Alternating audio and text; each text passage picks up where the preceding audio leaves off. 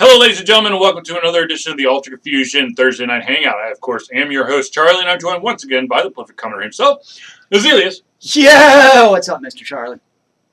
I don't really recall. You don't? Well, I have spent the last 2 days at the exciting Georgia Educator Technology Conference down by the airport. It's been very exciting. I feel weird because, I'm going from sitting in 6 panels a day about education to technology now to talking about video games, which is, to be fair, technology related. Sadly, I don't think much of what I learned actually relates to the video games that we discussed. There were panels on the gamification of education, but I've sat in about 20 of those in my lifetime, and I've read books on them by McGonagall, whatever her name is. Jane McGonagall, thank you. Reality is Broken, which is actually a pretty good book. Which I have somewhere. I have a copy too, hardback copy. It's good stuff. Keep talking. So I didn't go to gamification stuff because, well, I've already learned a lot about gamification. I'm not totally sold on the idea of gamification personally. I think it can work like in individual classrooms, but I don't really see this whole shift of like, let's gamify our school, yeah. I just don't buy that. Because I believe you also have to have the resources to pull off gamification. Yes, well, I think that's fair, because, we came from a technology conference, right? And a big question that came up on a lot of our conferences, so I think it's a fair question, is, well, first off, to kind of backtrack, the school I come from, we're very fortunate that our students are blessed to have basically a one-to-one laptop program. A lot of schools are not afforded that luxury. And so, a lot of the panels, especially public schools, the teachers and administrators run them are like, our students don't quite have this access to technology that some of these projects require. How do y'all deal with it? So, we dealt, it was kind of some roundtable type discussions, like, how do you deal with it? A lot of creative things, a lot of teachers being like, well, basically I stay before school and after school so we can use the technology because it's not in use because it's not during the day. So, once again, you're pulling resources from one place and you're basically putting them back on the teachers, what a lot of it comes down to, which is pretty unfair in my opinion, but hey, I don't write the policies for public schools either or write the budgets. Yeah. So, it was good stuff, lots of good stuff I learned. Hopefully, improve education at school, yada, yada, yada, make our students better, lifelong 21st century skills learning, buzzword, buzzword, buzzword. So, was the word synergy used? Thankfully, no.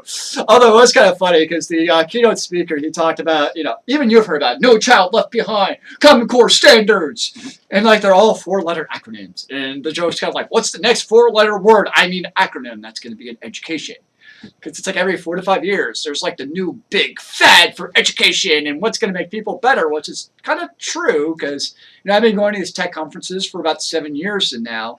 And it seems like there's that cycle even within, the technology movement of like, what's the best way to teach and use education in the classroom? And it seems like every conference I go to, it's like a different kind of synergy on how do you do this. There's a buzzword. Yeah.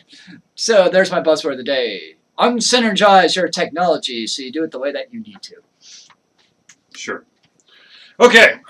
So, video games. All right, first of all, the book that Zealeus is talking about is Reality is Broken. I don't know if you can actually, the light is like really messed up here, so I'm going to try to. And you mocked me when I talk about the light. There you go. Reality is Broken by Jane McGonagall. Definitely check it out. It's been out for quite a while, but I've got a signed copy. I was actually I went to a tech conference 3 years ago in Minneapolis, the TIES conference, which is basically identical to the one I just went to here in Atlanta. And she was supposed to be actually the keynote speaker. Sadly, she got sick and could not do the keynote. Sad day. It was a sad day. I was really looking forward to seeing her. All right, let's talk some video games. Video games! Okay, first of all, Ultra Confusion is hoping to be at the following 3 conventions at the beginning of the next year. Secrets Con, which is actually here in Atlanta. MomoCon, which of course is here in Atlanta. We've already actually submitted for 2 panels for MomoCon. And then Canuga, which of course is at Chattanooga. We're still trying to figure. Yes, sir. When you say we, is this an inclusive of Zealeus, or is this a? Do I need to mentally prepare myself? When I say we, I'm going to drag someone along with me. So probably me. Probably. Okay, no, that's cool. Well, actually, you're listed as a speaker for MomoCon. No, that's fine. I mean, It's in May. I will get up and make a fool of myself in front of people because I get kind of petrified talking in front of people. Yeah. You know, I don't actually. I just take my glasses off and I'm fine. I don't have that luxury. I take my glasses off. Guess what? I can still see. Pretend you can't. All right. Okay. I don't have such a vivid imagination. Well, you need to work on it. Okay, so there's been a ton of games that are starting to bubble up towards the surface. Some game news, all that stuff. The first one is Randall's Monday. That is coming out on the 12th. Alter Confusion, yes, has an advanced copy, and we will, I will start playing it very, very shortly, or very, very soon, and then I'm going to be doing a playthrough of it, so you can actually see the game in its entirety. There is a playthrough that I have been working on. It's called The Detail. It's actually just chapter 1. I think it's like Where the Dead Lie. It's only the first chapter of the game is only an hour and a half, which is kind of depressing. I mean, yes, episodic games, they're gonna be shorter, but I kind of still want that 2 to 3 hours. You know, here's the thing though, is you've done a lot of episodic games. Yeah. And it seems to be a common, I'm not going to say complaint necessarily, but a very common comment they made about episodic content is the duration of this content you're getting doesn't seem to be very long. Seems to be a very common thing I've heard from you. Right, okay. So I would definitely say that game length, chapter length, is definitely more geared towards the 45 minutes to an hour and a half gameplay, which to me is, if it's going to be that short, just combine the first and second chapter and put them together. Unless, of course, that still equals an hour and a half. I'm talking to you. Oh my gosh, I can't. But let's think about it this way. But let's think about it this way for a second, all right? So we grew up in the age of video games that, were 10 to 40 hours, right? You knew you'd be playing it, you could come back, you could save. Well, unless it was Super Mario Brothers and you had to keep it on overnight. So those just make sure it doesn't overheat. Or that your dad comes in and turns it off because it's overheating. Yep. So that's what we're used to. But if you think about the current generation of, I'm not talking about episodic content, about the current generation of games that are very prevalent in the marketplace. Like in mobile games, and those, you can play for more than an hour and a half total content, but it also tends to be, especially like your puzzle and platformer type games, it's also a very repetitive type of game beyond that hour and a half. Or you look at, say, even online games like Call of Duties and your FPSs that are very popular, or MOBAs even. You take the gameplay, and you're talking a half hour to hour tops gameplay for those. But I will argue your point, sir. Yes. Episodic content is usually a point-click adventure. Okay. Once you get to the end, you're at the end. MMO or a MOBA, you get to continue to create different scenarios. Yes, it might be in the same place. Yes, it might be with the same character, but you can kind of advance it in your mind. When you do a puzzle game, yes, technically, if there is a story, you can get through it in 30 minutes, like the Marvel Puzzle Quest. But I still play that game because every single level is randomized. They've always got new little things going on that extend gameplay. You can't do that with a point-click adventure. There's a solid point A to point B.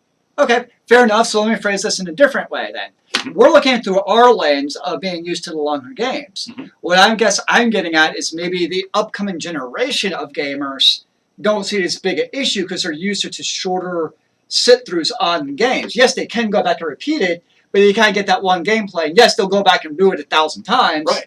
That negates what you're trying to say right there. They'll go back and do it 1,000 times. That's the revelation behind Farmville. You're building a fucking farm. That's all you're doing. You're doing it over and over, and yes, you add a sheep or a cow or a horse, but it's the same thing over and over again. Which, of course, would be the definition of insanity, but still. So, Charlie, how do you feel about Farmville? Please do tell. Okay. Anyways, moving on. Yeah. Okay, I hear you. I just think that, in a way, the length of episodic content may be pushed some by the reality of most games aren't those marathon-type games. Okay, so all I'm saying. All right. Okay, so I understand, yes. Episodic content is more of a bite-sized piece. But what I'm saying is, that if you're going, I understand that it takes a lot to do the graphics, to do the story, to do this and to do that, but if I was okay, let me put myself in the shoes of an independent developer. If I was an independent developer and I was releasing episodic content, Okay. and I knew every single chapter was going to be an hour and a half, Okay. what I would do is I would have the first and second chapter completely done before releasing the first one, Okay. and then schedule out the second one to have a hard set date, and then be working on the third one, so that I've got a little bit of a cushion. The issue I have is when you have these very short little snippets where once you're done, there's not really anything else you can go back to do. Mm-hmm. Is now once you've completed that episode, now it's a black hole. Yeah. You don't know. It's not like Telltale Games. Telltale has a very set schedule of when all the episodes are coming out. Mm-hmm. And so for me, if you're going to have this unknown amount of time between episode 1 and 2, or 3 and 4, wherever, you need more content to start off with, or you need to build it into your plan to be able to at least establish the first 2. Now, isn't part of the problem, though, is I'm going on a limb here and assuming that part of the reason they don't have more content is they're hoping that the first episode brings enough monetary value in that now they have the funds to move on and push for episodes 2, 3, and etc., right? Okay, yes. So a lot of games with episodic content or episodic gameplay, one of the beautiful things and terrible things about it is that you can, if it doesn't look like it's doing well, you can cut and run, and it's not going to cost you as much as the complete game. Yes, absolutely. And so, yes, there is a built-in factor of, well, if we make enough money on this episode, we'll make another one. That, to me, is a terrible business strategy, because what it basically says is we're going to twiddle our damn thumbs to see if it's worthwhile. Because if it isn't, and you've already put 75% in before you make that decision, then that's still time that you're not going to get back. So what you're going to do is you're going to be working on another project, a new project, just in case it fails. Mm-hmm. And then if it does succeed, now you put yourself way behind because, okay, now it's popular. It's popular now. It's not going to be popular 4-6 months down the road. So you kind of have to go. So what you think is you almost have to go. When you make it sounds like these publishers, they're going in with the mindset to wait and see what happens. Right. Whereas it sounds like you think it should go in with the approach of assuming your product succeed and plan it as if it's going to succeed. Sort of, yes. Okay, so I would personally, as a developer, I would invest into more than just the first chapter before I let it lie and see where it goes. Because the other thing is, let's say that it is uber popular, okay? You've already got the second chapter, the second hook that will get the gamer even further ingrained in want of your product. Mm-hmm. But if you have just one, it's kind of like between the first and second Harry Potter. Okay, I'm listening. For me, okay, so Harry Potter, when I first picked it up, before Harry Potter craziness occurred, okay? Oh, Charlie, get your stick out. Okay, Get off so my lawn. No. My great aunt, she found a book in the bargain bin called Harry Potter and the Sorcerer's Stone. And she thought it looked cool. It kind of looked like me on the cover, so she gave it to me. I can see that. So I read it, and I'm like, holy crap, this is awesome. Where's the next book? Mm. And then nothing. Ah, yes. Because, well, it just hadn't taken off. But the thing is, yes, with a book, that is quite a few hours, especially because I read slowly. That's quite a few hours where I could keep going back and rehash the stuff. In an hour and a half, potentially, for me, if like the game is like phenomenal, I may give it 2 playthroughs just so I can keep things fresh and so I can make sure I didn't miss anything. Yeah. But that being said, that's still 3 hours. Mm-hmm. And then you're going to wait for 4, 6, 8, 9 months. And it seems like one of the problems to me with that too is, you play this hour-and-a-half game, and you're waiting 6 months for episode 2 to come out. Right. You're not gonna remember what the hell happened in episode 1. Absolutely not. No. I think games come and games go so quickly that when you have a group of individuals on the hook, you want to keep them there. So by some kind of content update, something, so that they can continue to play. Maybe not an entire new chapter, but something. You can't just. This, of course, is part of our talk of so you finish making your game and you think you're done, which of course will be at MomoCon. We're going to try to get at SecretsCon and Kanuga to start it off. Of course, we'll be back at MonsterCon because they love us. I have not heard of SecretsCon before. A bunch of people came up to me and asked me about it. Like, hey, you going to SecretsCon? And I'm like, I don't know what that is. And then I found. Is it a secret? Sorry, that was terrible. It's a. Oh, we're also going to AndoCon. Yeah. That's in Atlanta too, isn't it? Yes. We'll go back to AndoCon. Ando loves us because here's the deal. We actually promote the conventions we're going to. I know it's magical, but it's kind of like the golden rule. Yeah. So, anyways, I haven't been to a video game conference since PAX. Many years. No, I know. I have not gone to a video game conference where I wasn't presenting. Since PAX. No. Okay. So I was at DragonCon last year, but I did have a fan table, so I didn't really get to walk around. I was at the table. Yeah. So anyways, so for you developers, of course, hit us up. Just go to www.alteredconfusion.com. Use the contact us button, and of course, it'll hit me, and then of course we'll reach out to you and get all the details. Now, that being said, there was an individual who reached out to us, and I really, really apologize for not putting up the review of your game. It's a minecart game for the Android device.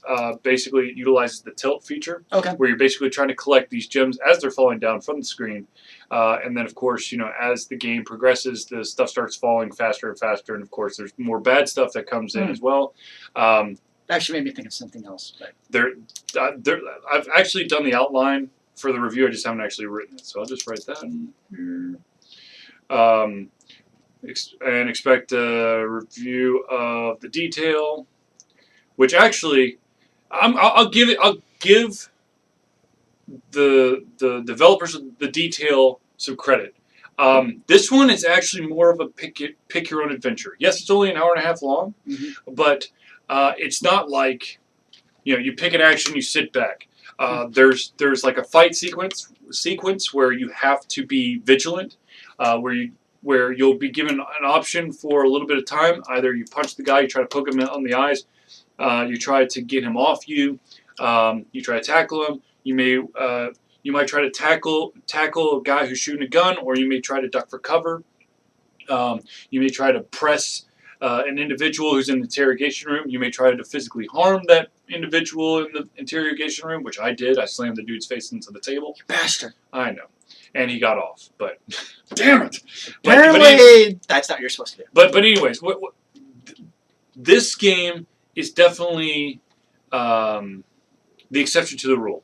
There is definitely more game where I could go back and play through again and have a different experience. Because you use the different choices. Right. Yeah, I can see that. Okay, so I'm trying to remember the rest of what I was going to say. Anyways, into a black hole goes. Huh? Your thoughts into a black hole goes. Absolutely. So we are at the. Sorry, I gotta check. Okay, we're still within the 30-minute mark. Awesome. I was worried there, man. Now, Now. I brought this up in the something slightly different last night. I want to bring it up again since Zealeus is here, and Zealeus, I believe, will back me up on this statement. I'm not going to now, just because you said that. You know that. Hold on. Okay. If you so let's target once again the independent developers. I mean, that's who we love and try to pay attention to and try to give you as much attention as possible, be it through press releases, through reviews, quick peeks, playthroughs, all that stuff.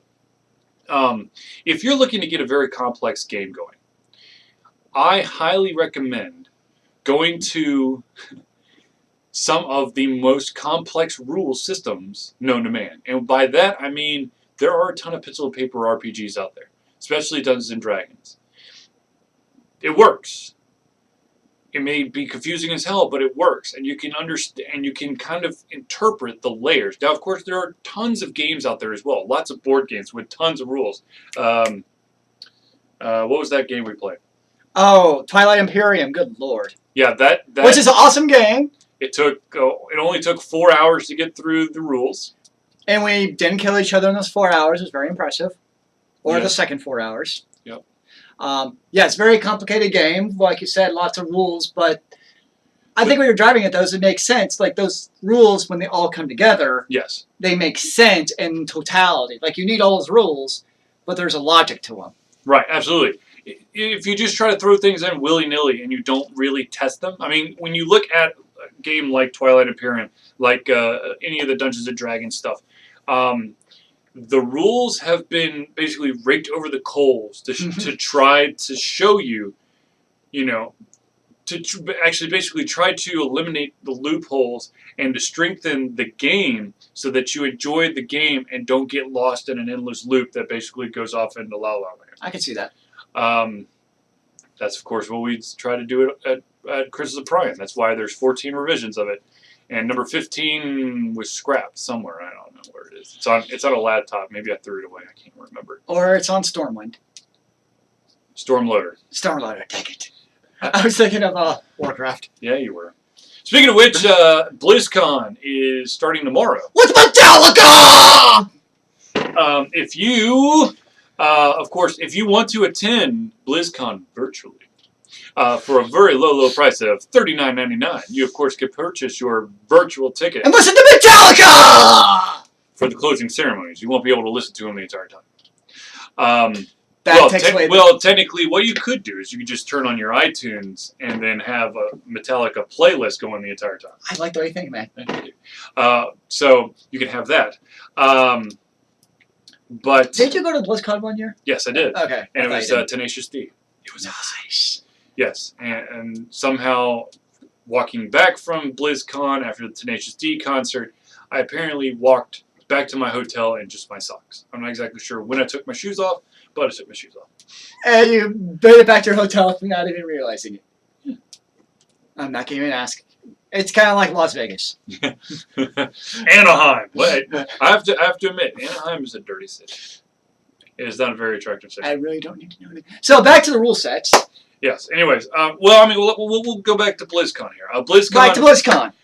If you do the virtual ticket, of course, you can get a bunch of virtual freebies, swag. Yes, some stuff for StarCraft 2, World of Warcraft. For the new expansion, that's because there's a new expansion. Right. Warlords of Dragonor or something. Yeah, something on those lines. It's the Hordes of Dragonor. Yeah, it's not about pandas this time. It actually has to do with the established mythos instead of adding stuff on. Well, technically, the pandas were in Warcraft 3, but they weren't playable characters. So we'll see how it does. Because it's interesting because there is some competition. You got a lot of people love Final Fantasy XIV, which keeps on coming out strong, and they're coming out with their next big patch pretty soon, actually. And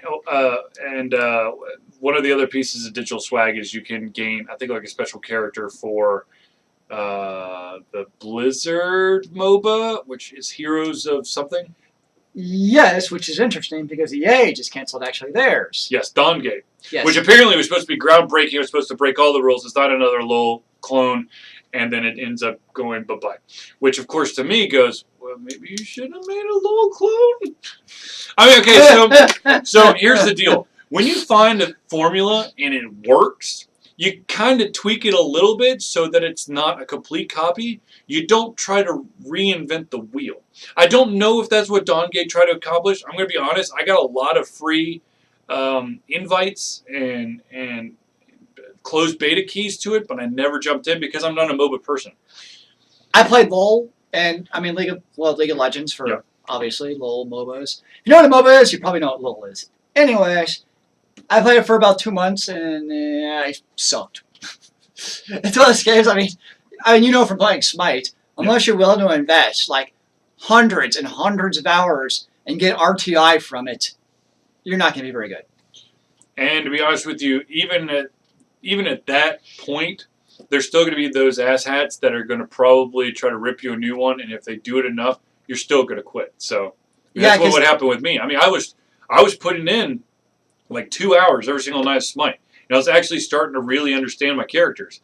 And then I ran into a bunch of a-holes that constantly tried to belittle the entire team. I'm like, you know what? Screw this. That's the worst part is the player community and games like that can really make or break the game. Because, I mean, absolutely. A MOBA, you're playing against, unless you're playing, you can play against a computer in some of them, but really it's intended for PvP player interaction. Yes. And see how incredible, and obviously PvP you want to win.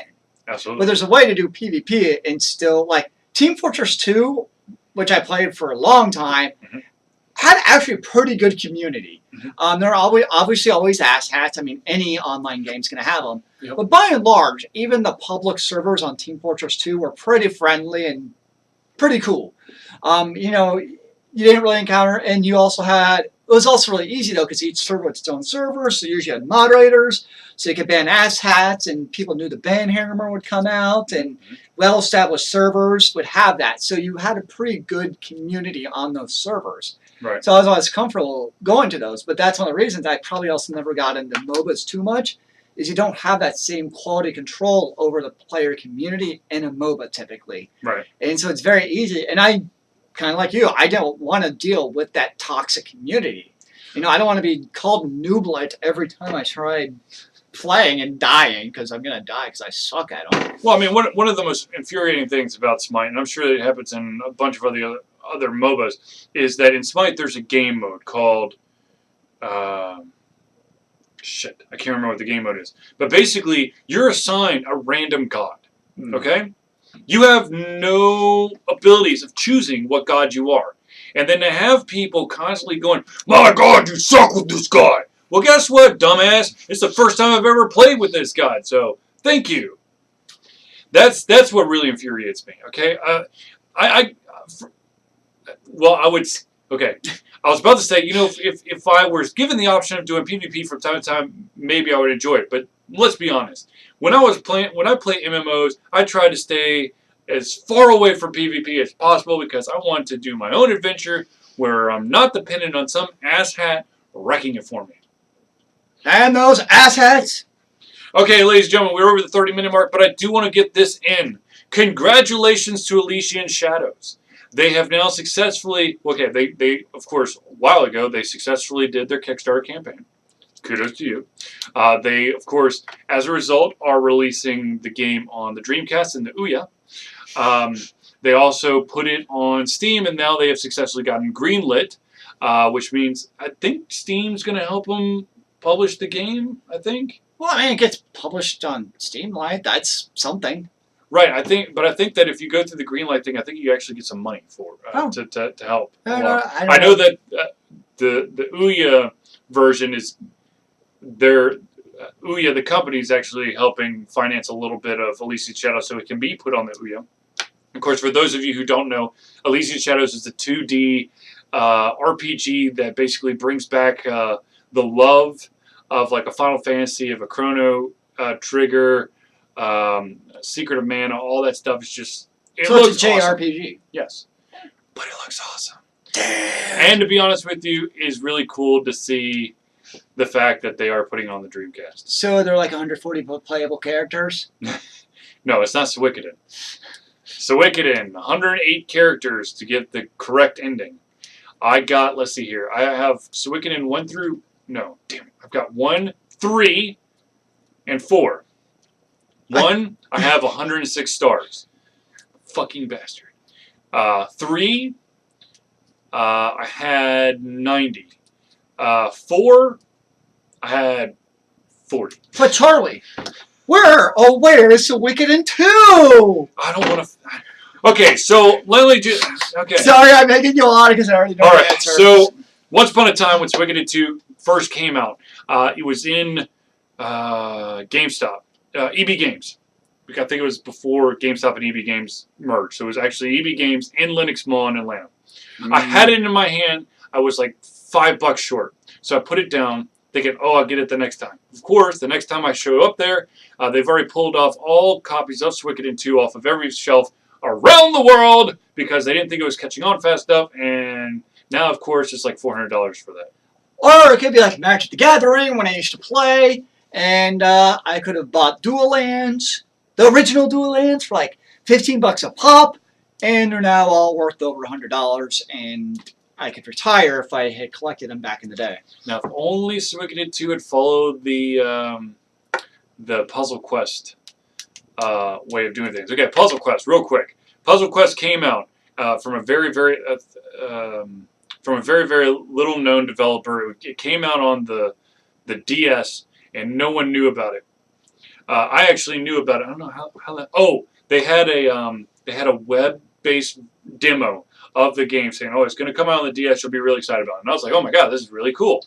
And so, of course, I was one of the very few who got it before all the retail stores sent back the copies, going, "This is retarded. No one's buying this game." Of course, the day after they do that, everybody and their mother's like, "Oh my god, Puzzle Quest! It's out! Where is it? Ha!" And so all the retail stores had to pay out of their own pockets to basically stop the boxes of that were filled with all the games and bring them back to the stores. Nice. Because they were like, shit, we screwed up. Anyways, okay, ladies and gentlemen, we have now breached we've already breached the 30-minute mark, so we're going to have to wrap this up. But I do want to thank you for tuning in to the Ultra Confusion Thursday Night Hangout. Once again, congratulations to Elysian Shadows for yet another amazing milestone.